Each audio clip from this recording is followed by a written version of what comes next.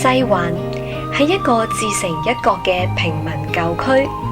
從前區內23萬嘅人口都係以老街坊為主，唔少人選擇居住喺呢一區，甚至喺呢度落地生根，都係因為喜歡呢度簡樸寧靜嘅氣氛。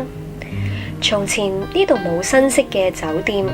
冇高樓豪宅，亦都冇連鎖店。但係喺呢短短2-3年間，西環一帶一共推出咗15個新嘅樓盤，唐樓都被移平，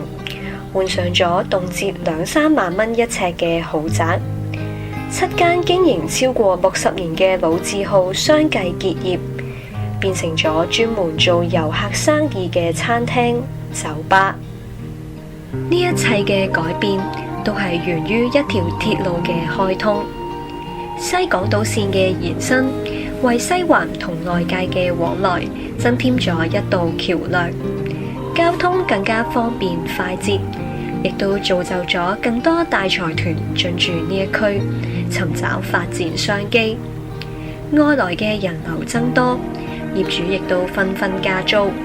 令到唔少小本經營、主力做街坊生意嘅老店都面對好大嘅壓力，甚至無法繼續生存，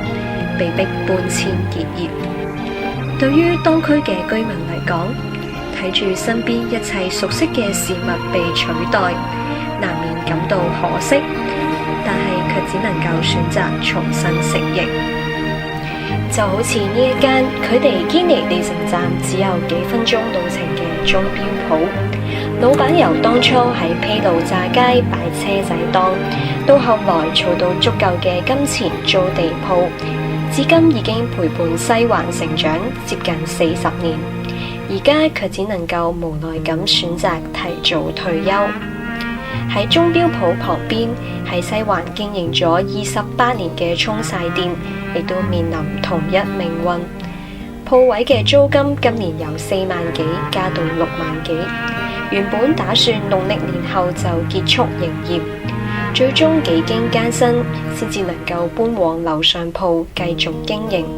但依然擔憂前景暗淡，追唔上時代發展嘅步伐，敵唔過被淘汰嘅命運，或者就係呢一啲老店嘅寫照，